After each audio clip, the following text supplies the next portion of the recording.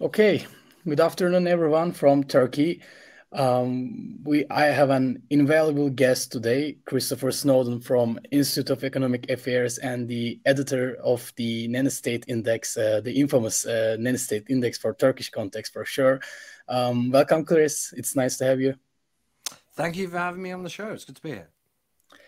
So, our topic today is pretty much a pair, but uh, it will be great if you give some first instance insights from the index. I mean, how did it develop throughout the years? And as the editor, I mean, what's your first-hand perceptions about the lifestyle economics in general? It will be great to hear your opinions. Sure. So we started doing this in 2016. I just had the idea that there are quite a few indices technically, for things like human freedom, economic freedom, civil liberties, and so on. And they're all very useful, and they really, help give you a picture of what the world is like and how different countries compare. But there wasn't one for what I call nanny state issues. So, firstly, we should define our terms, right? Nanny state, in my definition, is it relates to policies which are intended to deter the consumption of products. Usually, products are available for adults only, although not always, but they're designed to deter adults from consuming certain things or engaging in certain activities. Now, there are a lot of things you could include in there, but the main ones that are the focus of governments most of the time today are alcohol, smoking, vaping, and diet. So Yeah. food and soft drinks. And they're the main four, well, they're the only four categories in the index. So we're looking at what I consider to be the over-regulation of those products. Now, when I say over-regulation, I don't mean things like banning the sale of alcohol to children. I don't mean things like, even necessarily having an extra tax on Yeah. a particular product if that product is genuinely associated with what economists call negative externalities, extra costs on the people who don't consume the product. But all the criteria in the index go beyond that.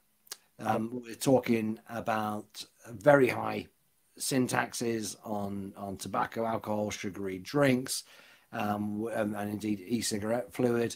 We're looking at various bits of overregulation where you're not relying on individuals to make their own choices. You're not allowing businesses to set their own rules in the case of things like vaping bans and smoking bans.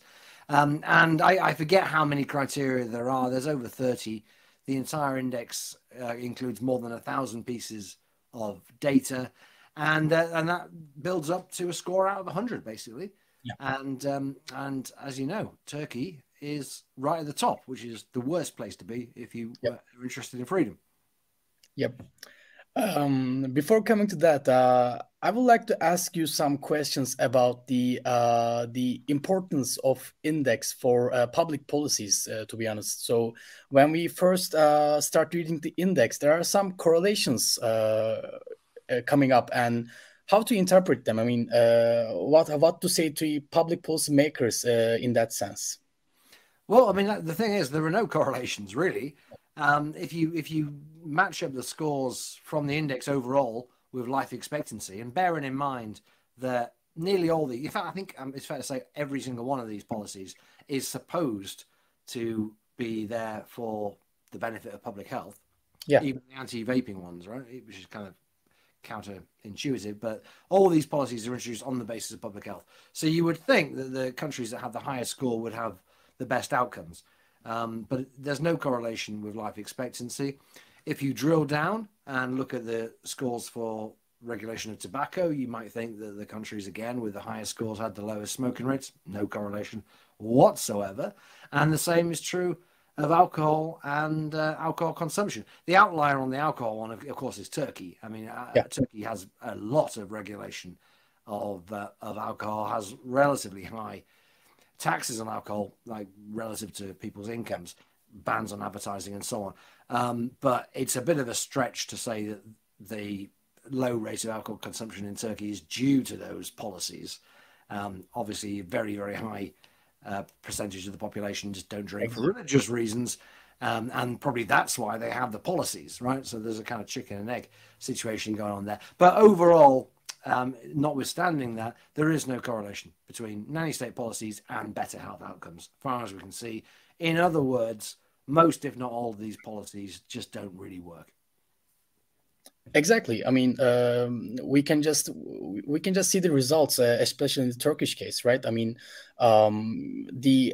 the initial background idea for every policies, including alcohol and cigarette, mostly, and e-cigarette bans as well. So people tend to think that government is looking for their health, but if that's not the case, if there is no correlation, so what's the aim? What's the idea? That's the questions that the consumers should ask, as far as I'm concerned.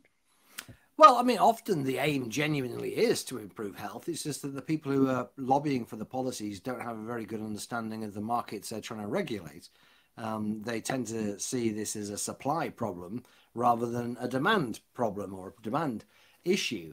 And they kind of ignore the individual in all this. And, maybe the individual actually wants to buy the things that the individual is buying. And maybe that's not a good idea in terms of health, but maybe they have other objectives in life beyond health. In some cases, maybe they're genuinely ignorant, and that's why we don't include things like standard warning labels or health education. There's a lot of public health policies we don't include in the index because they're not coercive, they're not fully paternalistic, and certainly in the sense of a coercive paternalistic policy that actually takes away people's income or reduces their well-being, welfare. So some of these policies, I'm sure, are quite genuinely sincere in being in advance, trying to advance people's health.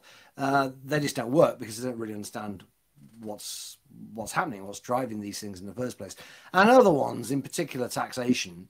And there's a lot of taxation in the nanny state index, and there's more and more taxation of sugary drinks, tobacco, alcohol, e-cigarette fluid going on around Europe.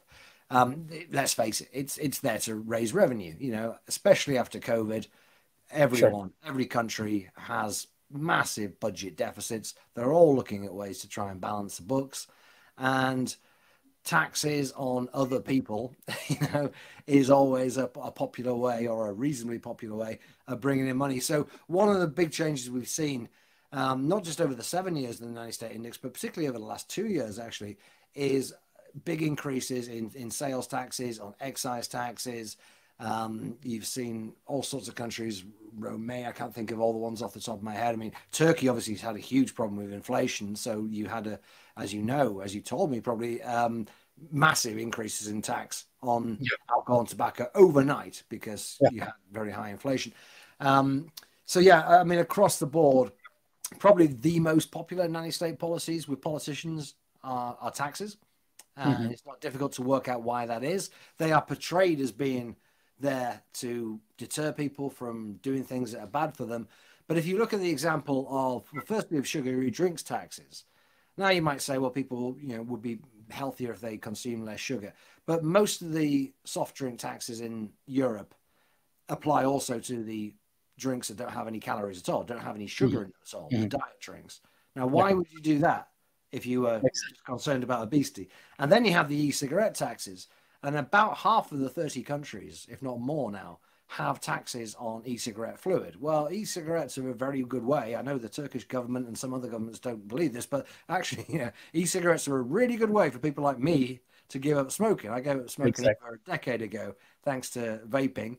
And if you put up the price of e-cigarette products, or ban them, as Turkey's done, as Norway has done, then effectively you're encouraging people to smoke. That's not your conscious desire, but effectively that's what you're doing. You've got two products that are direct substitutes for one another, and you're making one much harder to get hold of than the other. What's going to be the result of that? Quite obviously, you're going to see more people using the substitute product. And in this case, we're talking about cigarettes. So, I mean, maybe that's another reason why there's no correlation between nanny state scores and health outcomes, because some of these policies are directly counter to health. It's not just that they're unnecessary or meddlesome or expensive or annoying. It's like they're actually unhealthy policies. Yeah. But the another great correlation that in fact fascinated me from the index was that there was in fact a correlation between life expectancy, meaning the health, and median income, right? So if a society becomes more liberal in a market way, a more liberal market means healthier lifestyle. So isn't that correct? Yeah, yeah. I mean, it's very clear correlation, particularly at the kind of the bottom half of the countries in terms of income. So you see, like I say, you see no correlation with health or smoking or alcohol consumption or anything like that. You do see a statistically significant correlation between GDP or medium income. Both of them basically work out pretty similar, and life expectancy. And this is well known, really, to economists and epidemiologists and anybody who is familiar with the data. Rich countries are healthier than poor countries, but the increase that you'll see, and it's in the index. People can look at the index, nannystateindex.org. You can see the correlation. You'll see that the correlation is particularly strong for those kind of that bottom half of the countries by income. That obviously includes Turkey, which is one of the poorest countries, if not the poorest in the list. It's actually one of the reasons why Turkey is so high up the list, because although the taxes on things like tobacco and alcohol are not that high to a British tourist who goes to Turkey, they're really high to people in Turkey, right? We adjust everything for affordability. So yeah, as countries get richer, they get really quite dramatically healthier. Up to a point. It kind of levels off a little bit once you get to quite high income countries, France and that kind of area. But yeah, definitely the jump between someone like Turkey and someone like, I don't know, what would be a good example? Even somebody like Hungary is actually quite dramatic, let alone going up to the standards of the United Kingdom or Germany or Austria. Yeah. So what I understand from these explanations is that if a government wants a more healthier society, that means they have to enact more liberal sensed market solutions rather than full restrictions, just as Turkey did. Isn't that correct? Well, yeah, countries that have a more liberal capitalist economy are richer, and richer countries are healthier. That's the bottom line. Exactly. Now you can argue on the margins of that about specific policies to get richer, but that is and always has been the overarching story of the economy. So if your interest is health, or really if your interest is anything else, you want your country to get richer because GDP correlates positively with nearly everything, whether it's infant mortality, whether it's life expectancy, whether it's literacy. So many things depend on wealth. The government needs money to spend. I'm not one of these people who says the government can't do anything. The government needs to tax and it needs to spend money on certain things, building roads, whatever it may be. It can't do that unless it's got a strong economy, or it can do less of it.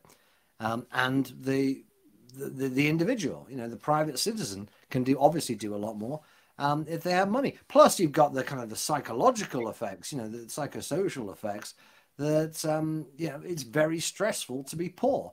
And being poor is going to induce you very often to have a less healthy lifestyle because quite simply, you discount those future years of health. This is something that a lot of people don't want to talk about. It's something that Orwell understood in the 1930s. If you read The Road to Wigan Pier, and he talks about why miners had a terrible diet of white bread and sugar and not much else, really, jam.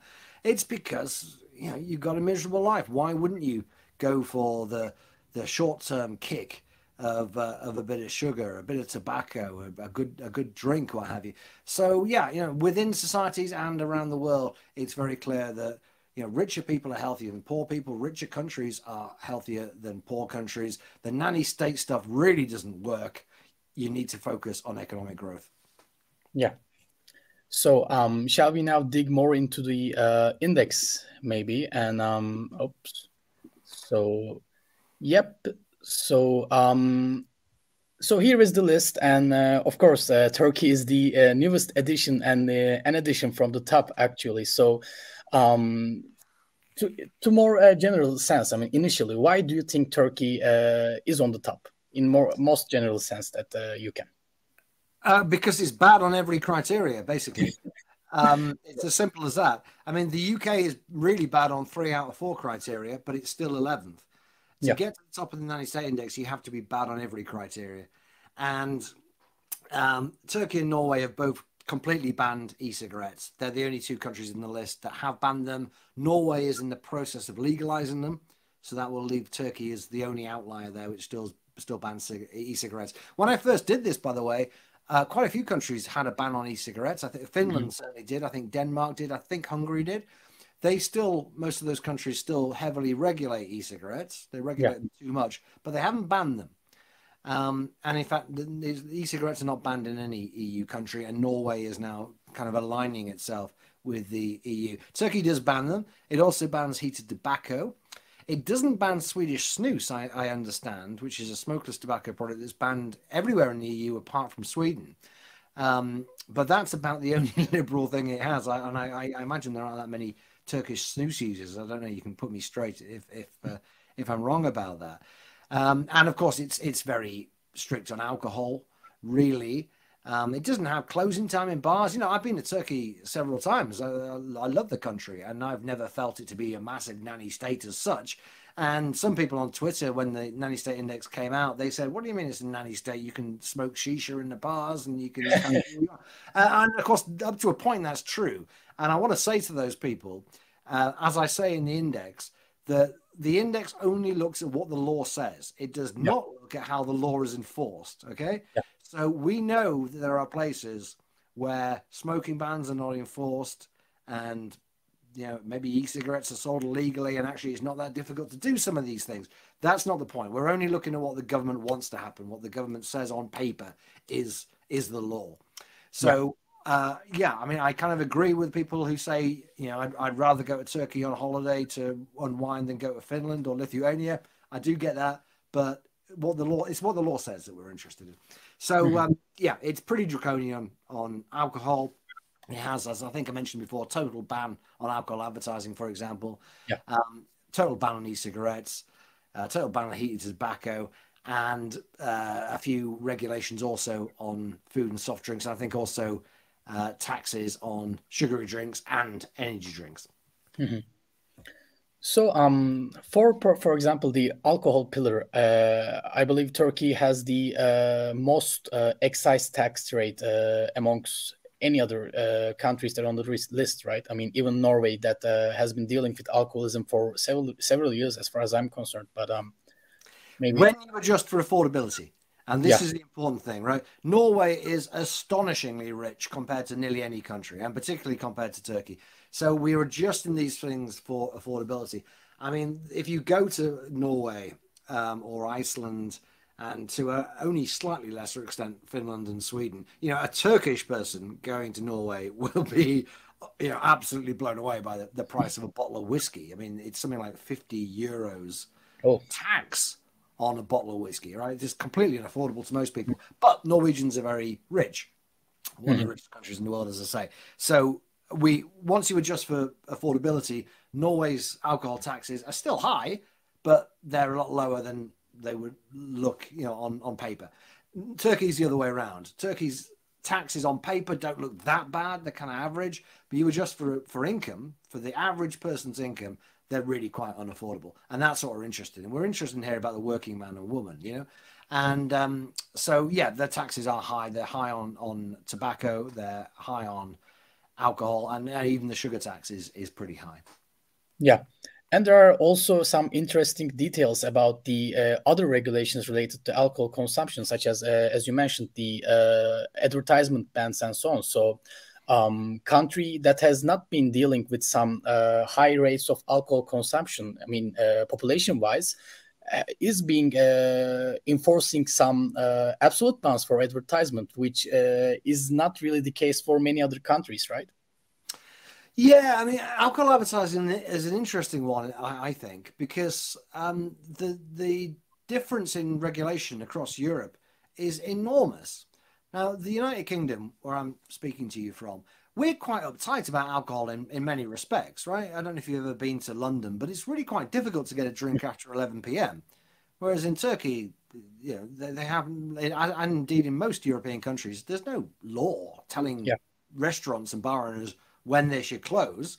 And I think in a lot of those countries, it would kind of seem weird that there would be. It's like, well, why wouldn't you just let people open their bar until they've got no more customers? Whereas in Britain, we're quite uptight about that kind of thing. We've got very high taxes on alcohol, but we've got no bans on alcohol advertising. You can advertise alcohol pretty much any time on TV. Doesn't matter whether it's spirits, wine, or beer. There's kind of regulation about the content of it, but there isn't a ban.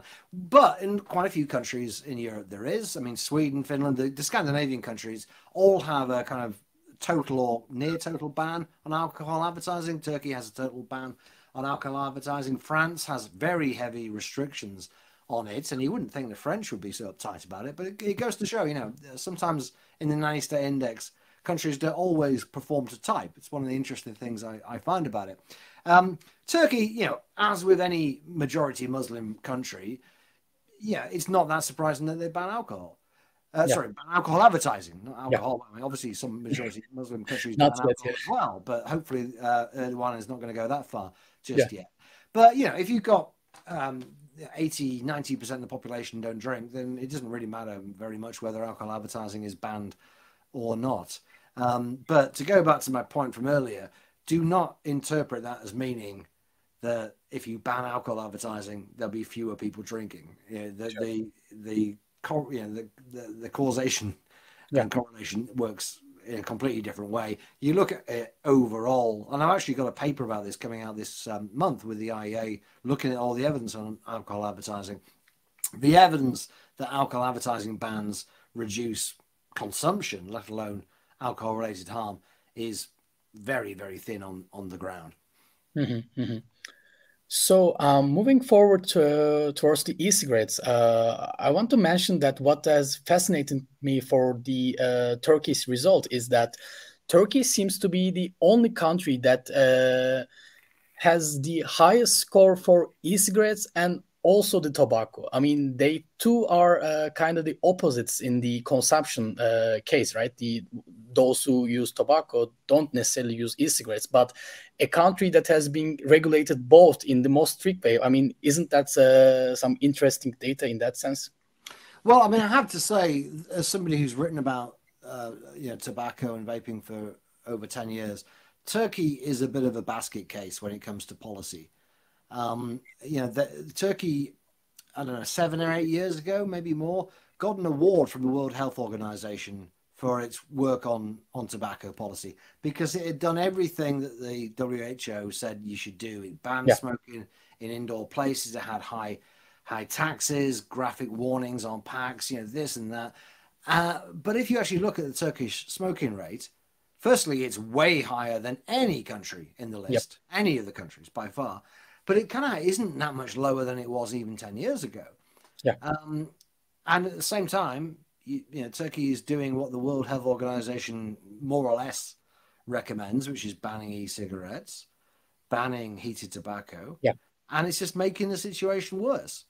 And I just wish that people, you know, academics in this area would look at the data with, you know, neutral eyes and just look at it objectively and go, well, surely, you know, we should judge anti-smoking policy on how many people smoke.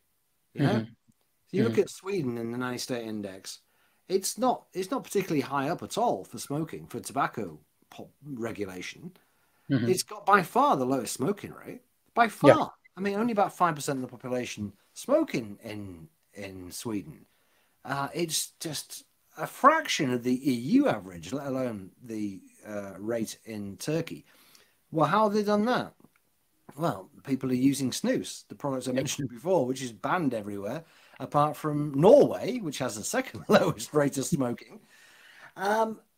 You know, and to be fair, Turkey, but I don't think it's ever taken off in Turkey, has it? But, you know, look at the data. Yeah, there's got to be some sort of cause and effect there. You know, you should really be deriving your policies from real world evidence rather than implementing the policies and then kind of just brushing aside the real world evidence when smoking rates don't really change. And what's happened in Turkey is they've done everything they've been told to do by the public health lobby. Smoking rates are still incredibly high, really, by European standards, haven't dropped very much. Smokers are being punished for it through not only taxation, but in terms of their health. They're not allowed, really, to switch to safer alternatives like heated tobacco and vapes.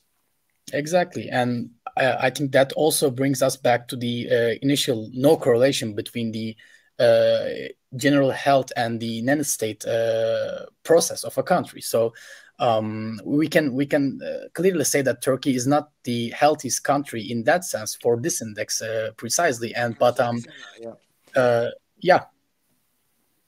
No, sorry, I was interrupting just to say that is undoubtedly true. Exactly. So yeah, I mean, the smoking rates has not been lowering, and the bans on e-cigarettes and also the high rates of the tobacco taxes are still the case. So it isn't a good sign for the Turkish consumers for that sense. Saying that, maybe perhaps you might want to say something about the e-cigarettes ban situation in Turkey, and if that affects the Turkish situation for being the top level for this index, because I believe that it is the only country that has been banning the e-cigarettes for this index, and it's a quite shame for the Turkish consumers, right? Well, except Norway. Norway has had a ban on e-cigarettes all along. And a few years ago, the government accepted, really, that they were a good, safer substitute for smoking, and they said they were going to legalise it. And they still intend to legalise it. They intended to legalise it in 2021 when I wrote the previous index, and they still haven't got around to doing it. I guess the thing about Norway is that they have got the snus again. Sorry to go on about this fairly niche products, but they do use the snus in Scandinavia, and that has led to massive reductions in the smoking rate. And therefore, I think the government kind of feels, well, we've already got one harm reduction tool, as it were. So they're not too bothered about the vaping. It's same case in Sweden. You know, Swedes are using far more Swedes use snus than use cigarettes. Their smoking rate's gone down. Yeah, personally, I would rather they had a more tolerant attitude towards e-cigarettes. They don't ban them, but they're not great on them. And to answer your question, you know, countries like Sweden, they include vaping in their smoking bans, and it's a real shame, I think, because again, apart from the fact that people really should be allowed to, you know, if you run a pub, you run a restaurant, in my opinion, you should be allowed to decide whether people vape in it, and indeed whether people smoke in it. It's your premises. To me, this is a property rights issue. But even taken from a public health perspective, if you are discouraging people from smoking by having a smoking ban, that's one thing. But if you then discourage them from vaping, you're effectively encouraging smoking, really.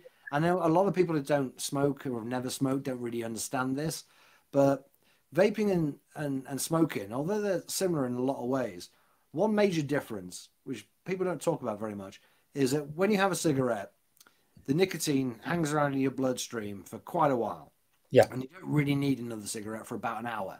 I'm estimating here, and I'm talking personally to some extent, but you don't really need one for another hour until the cravings kind of kick in. Maybe 2 hours for some people. When you're on an e-cigarette, they don't deliver as much nicotine, and it doesn't seem to me, at least, that it stays in the bloodstream as long. That's why you'll see people having a cigarette every 45 minutes, every hour or so. But people who vape kind of graze on it, as they say. They graze, as you've seen me do already in this interview. Just have a puff every few minutes, right? And so if you can't do either, and you've got the choice between the two, if you go outside, it actually makes more rational sense to smoke. Yeah. It's a very perverse incentive. Sure. Yeah. But I wonder for that sense, I mean, so you mentioned Norway and Sweden encouraging snus rather than vapes. So, I mean, one would say that snus seems rather less risky even than from the vapes. So for the nanny state perspective, I mean, isn't that at least a bit better than just having a complete ban? And why, if yes, I mean, why these countries are still ranking high on e-cigarettes as well? Well, the Scandinavian countries, you mean? Yeah, Yeah, well, I mean, well, Norway bans e-cigarettes outright. Sweden includes e-cigarettes in its smoking ban. I can't, off the top of my head, remember what Denmark does. Denmark used to be really quite tolerant of all sorts of things, including vaping and smoking, but is going in a very much less liberal direction at the moment. And they've got a whole load of stuff they're bringing in.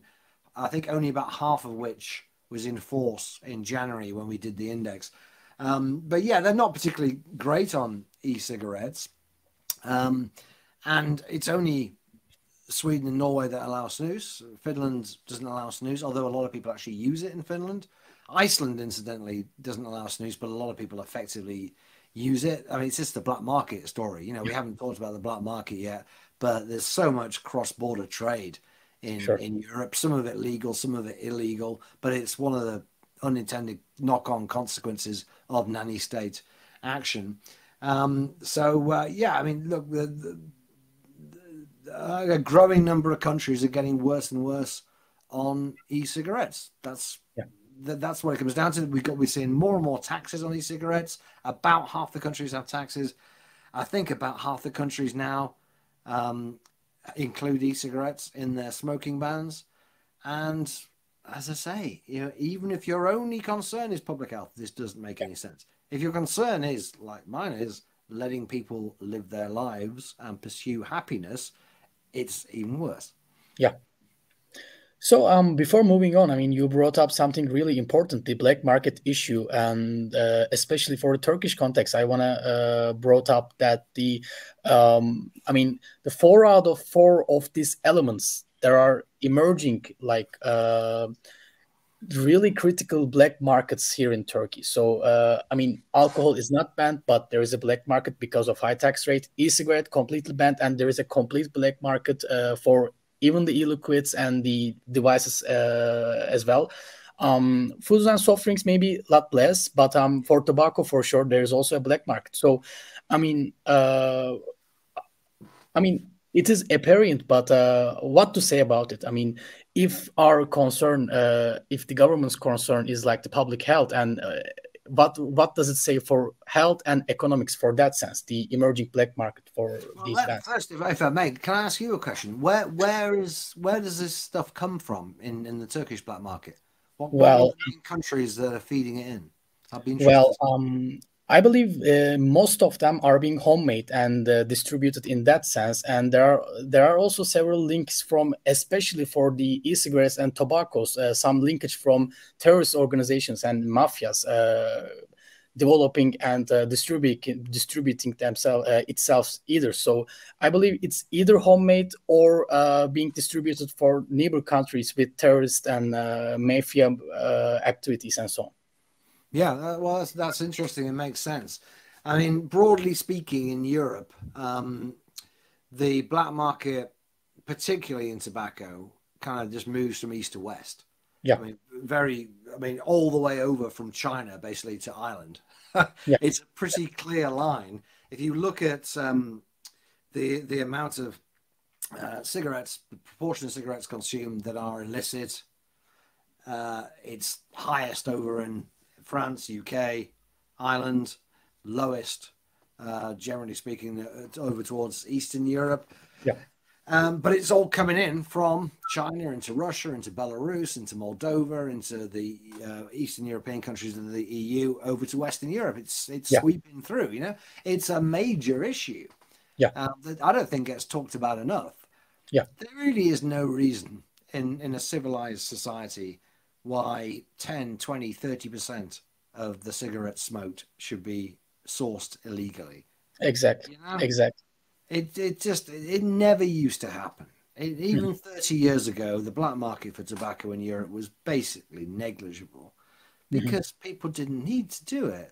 If you're going to crucify people with extortionate tax rates, and in the UK, a pack of cigarettes is the equivalent of about 16, 17 euros now.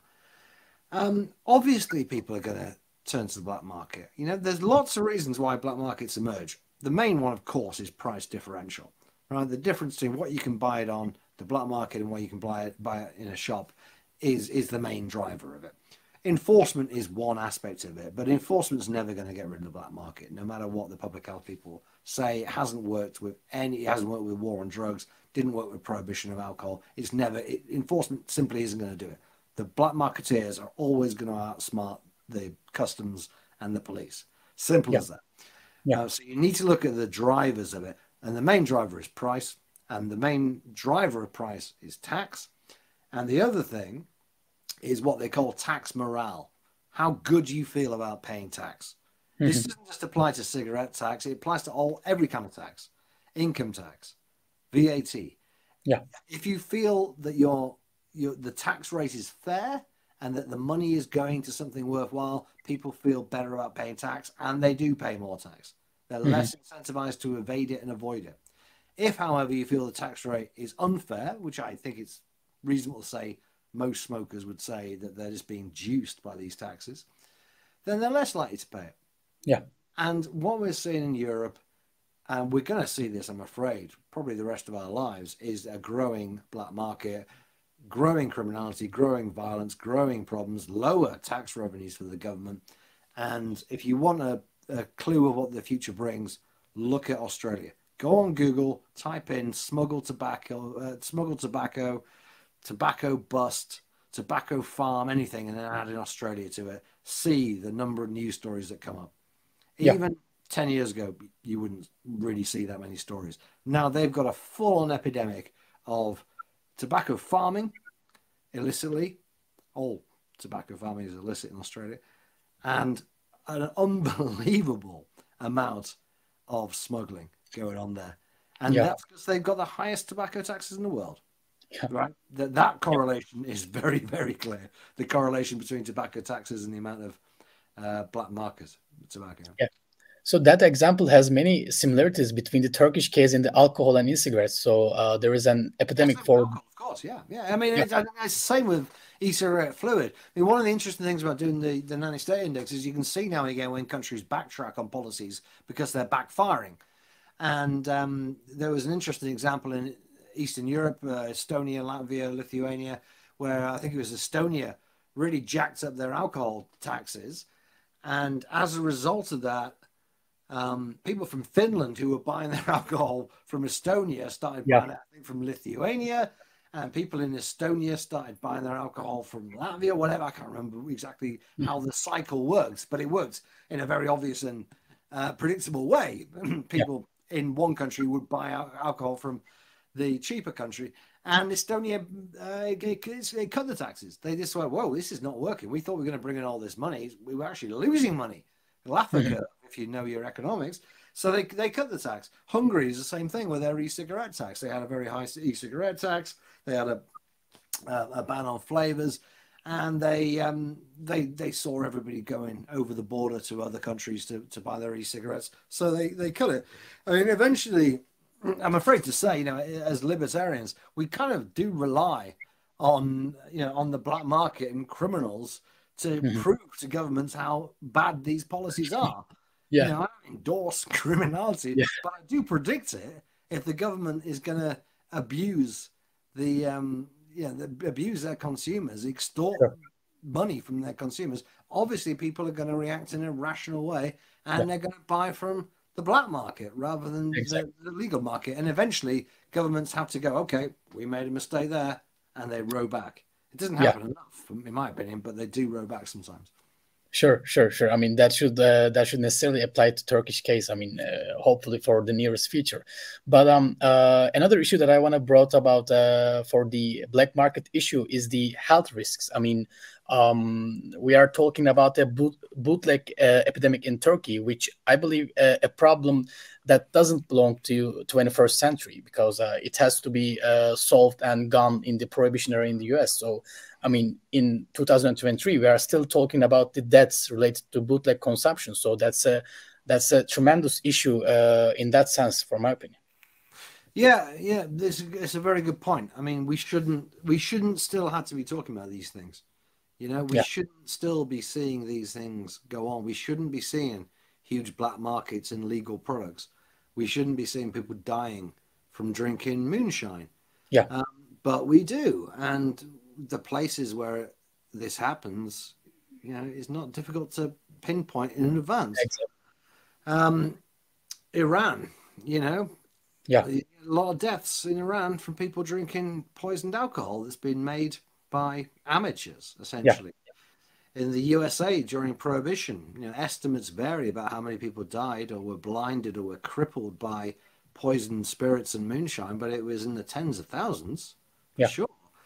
And this is a public health policy, you know. Yeah. If it was any other kind of policy, you might go, well, that's just the kind of knock-on effect. But this is meant to be a public health policy we're talking here. It's tragic and it's awful and it's primitive and it shouldn't be happening, but it's very predictable and it keeps happening. People in public health who push policies that have very predictable effects on criminality and illness should be ashamed of themselves, you know, because look, if people want to smoke, if they want to drink too much or eat too much, that's up to them, right? Now, that should just be the default liberal setting. I know it isn't in lots of countries, but it should be. And actually, a lot of people deep down kind of agree with that, really, you know? But to be injured or killed by consuming a product that you're being effectively forced to consume because the government made it too difficult to buy the legal products, that's kind of, you know, murder, you might almost say. I mean, maybe that's overdoing it a little bit, but that seems to be way, way less ethical than just allowing people to drink or smoke too much. Yeah, I totally agree. So we can perhaps move more into the foods and soft drinks pillar, because I want to ask you for that pillar that objectively speaking, I mean, Turkey doesn't seem to be doing that bad when we talk about 5 out of 33, but it still ranks the first. So how to read it in that sense? Well, basically, there isn't that much regulation of food and soft drinks in Europe. That's what it comes down to. With the exception of soft drinks taxes, which, as I said before, are getting more and more popular because governments are trying to juice the public for more money. There isn't that much regulation there compared to the other categories. I'm anticipating that there will be as time goes on. You know, call me a cynic, but, you know, I do believe in the slippery slope theory.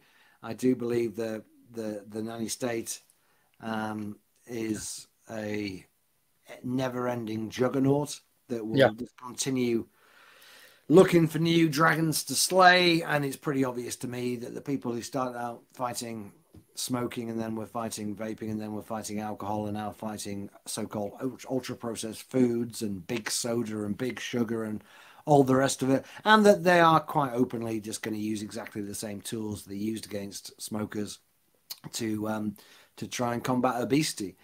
And so I think over the next, I'm afraid to say again, rest of my life, we are looking at more and more regulation of what people eat. So yeah, a lot of the countries, God bless them, have 0 as their score for the food and soft drinks category. There are fewer and fewer of them. But even of the ones who score more than 0, it's usually pretty trivial stuff, you know, restricting food from vending machines, small sugar taxes. There's really only 2 countries that score very high. Well, I guess Turkey scores quite high because it has a very high tax relative to income on soft drinks. It has the energy drink tax too. But it's the UK and Hungary where most of the action is. Hungary has an extremely extensive tax on foods. It's called the chips tax, but it does not just affect chips, I will tell you. It affects so many different things, and it went up this year, I think, or last year, quite significantly. So they have an extensive array of taxes on food in an attempt to reduce obesity. I think, all the same, Hungary is the most obese country in Europe.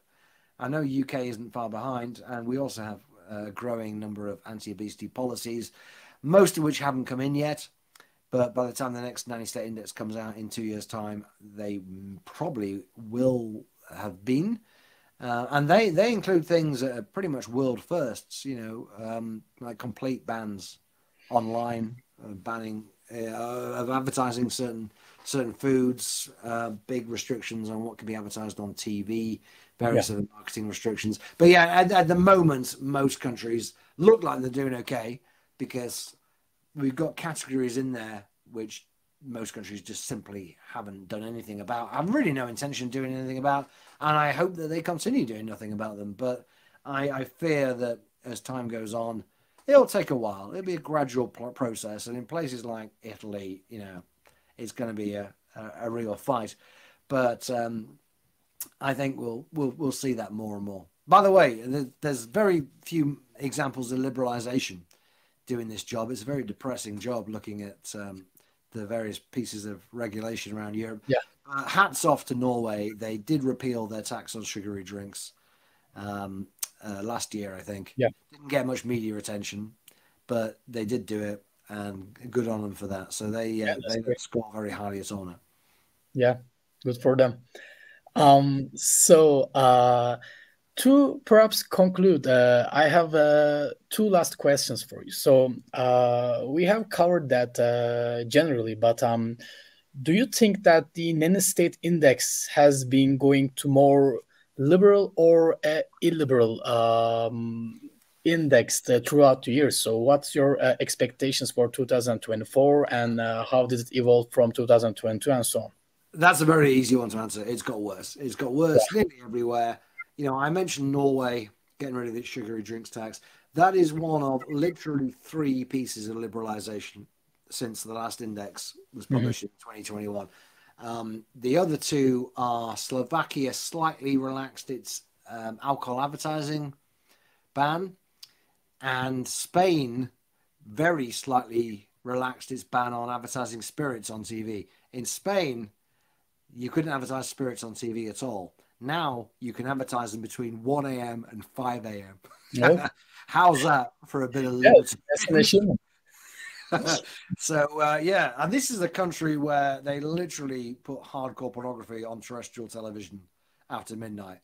No one bats an eye about it, but it's only now been possible to see an advert for Jameson's whiskey at 2 o'clock in the morning. So, I mean, that's how bad things there are. You know, I can count on fewer than the fingers of one hand how much liberalisation is going on.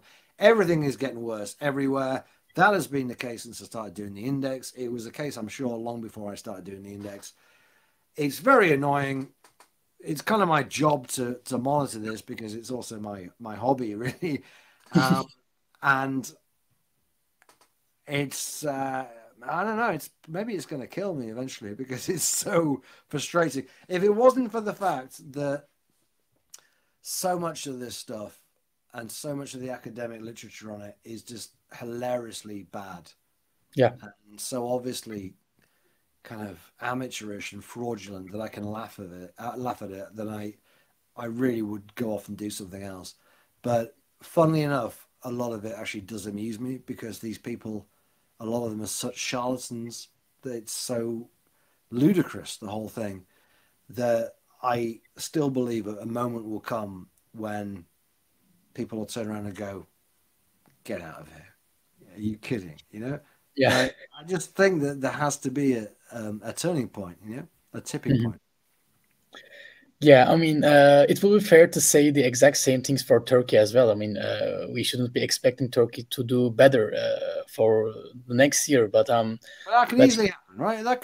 Turkey could easily go in a more liberal direction in all sorts of different ways. You know, things happen gradually, then they happen suddenly. Yeah, and I think that may well be the case with the Nanny State Index. As pessimistic I've been about it, you know, so far, once things turn, they could turn quite rapidly, potentially. It's going to take people like us to make the case, and there needs to be more of us making the case.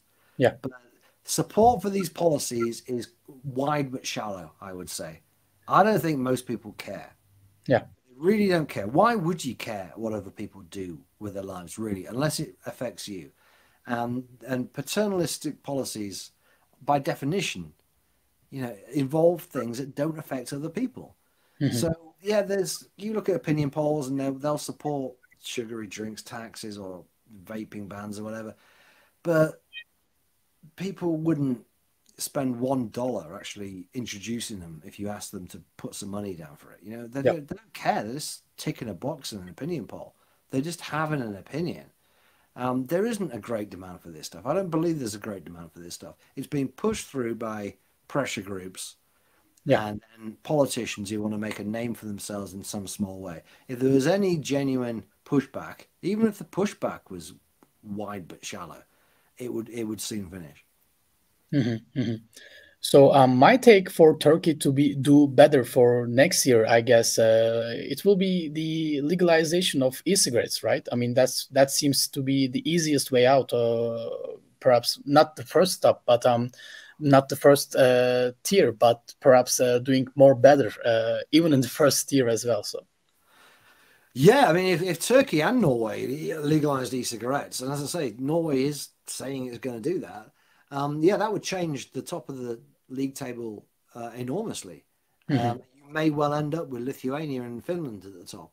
I should say, by the way, that the first 3 or 4 times we did the index, Finland was consistently at the top because it had initially a ban on e-cigarettes, but then heavy restrictions on e-cigarettes, and it's a big country for temperance legislation and alcohol, restrictions and alcohol taxes and so on, as anyone who's familiar with Finland will tell you. So that's the one thing that would really change things. It'd be also good if Turkey relaxed its taxes on stuff.